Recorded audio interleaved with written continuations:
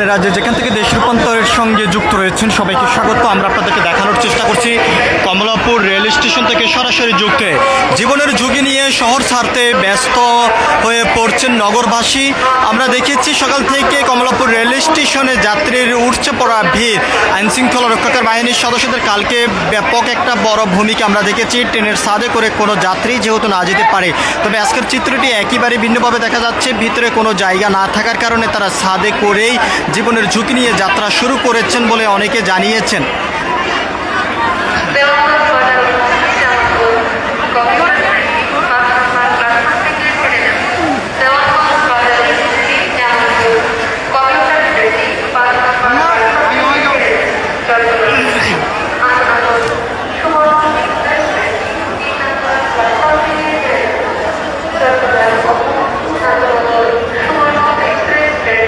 জীবনের সর্বোচ্চ ঝুঁকি নিয়েই স্বজনদের ঠিকানায় যাত্রা শুরু করেছেন নগরবাসী। সকাল থেকে কমলাপুর রেল স্টেশনে আসতেই শুরু করেছেন, তবে কখন কোন ট্রেন ছেড়ে যাবে সে বিষয়টি অনেক যাত্রী জানেন না। যে যেভাবে পারছে ট্রেনে উঠে তারা গন্তব্যে যাওয়ার জন্য চেষ্টা করছে। ভিতরে জায়গা না পাওয়ার কারণেই অনেকেই জীবনের সর্বোচ্চ ঝুঁকি নিয়েই ট্রেনের ছাদে করে যাত্রা শুরু করেছেন। কেউ আবার ট্রেনে ওঠার জন্য এদিক ওদিক ছোটাছুটি করছেন, দৌড়াদৌড়িও করছেন, এমনটি কিন্তু আমরা দেখতে পাচ্ছি।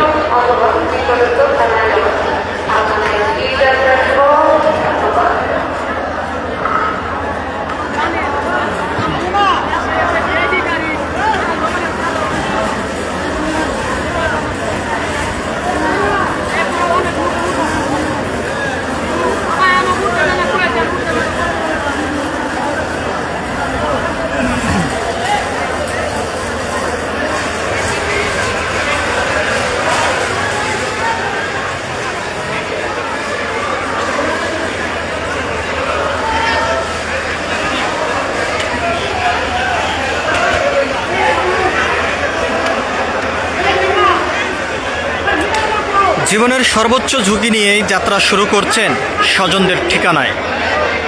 ব্যস্তময় এই শহর থেকে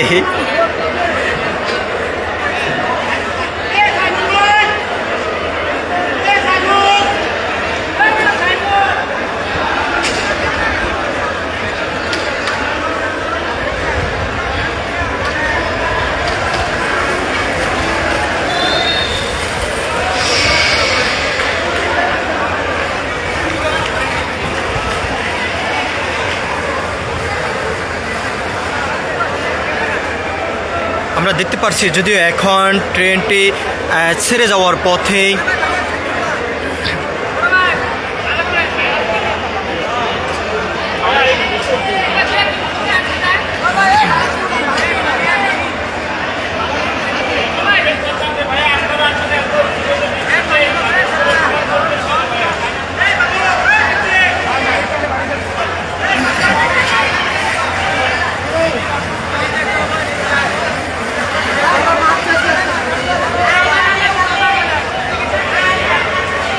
আলোকিত স্বদেশ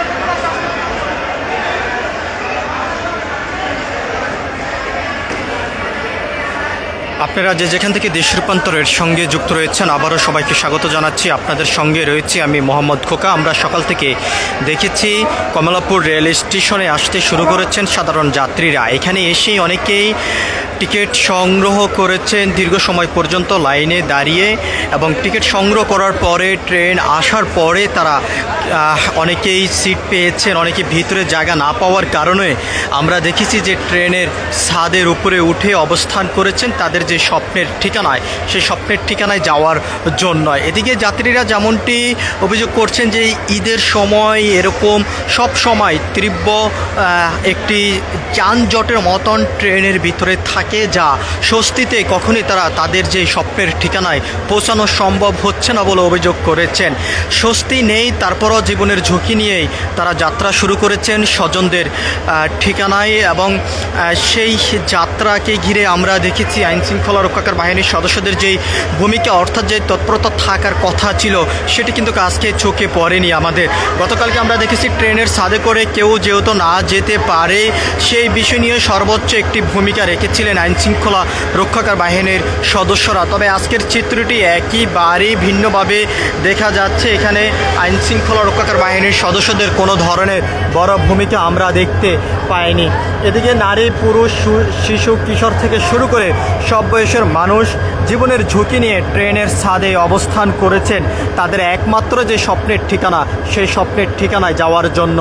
অন্যদিকে আইনশৃঙ্খলা রক্ষাকারী বাহিনীর পক্ষ থেকে যেমনটি জানানো হয়েছে, তারা সব ধরনের ব্যবস্থা গ্রহণ করেছেন যাত্রীদের নিরাপত্তার জন্য, এবং নিরাপদভাবে তারা তাদের স্বপ্নের যে ঠিকানা পৌঁছানোর জন্য সব ধরনের ব্যবস্থা গ্রহণ করেছেন। তবে সব ধরনের ব্যবস্থা গ্রহণ করার যে প্রতিশ্রুতি বা যে কথা তারা বলেছেন সেটি কোনোভাবেই কিন্তু আজকে আমাদের চোখে পড়েনি। আমরা দেখতে পাচ্ছি যে এখনও অনেকেই তাদের যেই ব্যাগ, অর্থাৎ যেই জামা কাপড়ের যে ট্রলি রয়েছে সেই ট্রলিগুলো কিন্তু এক এক করে ট্রেনের ছাদে উঠাচ্ছেন। অনেকেই জীবনের ঝুঁকিটা নিয়েই ট্রেনের ছাদে করে যাত্রা শুরু করেছেন।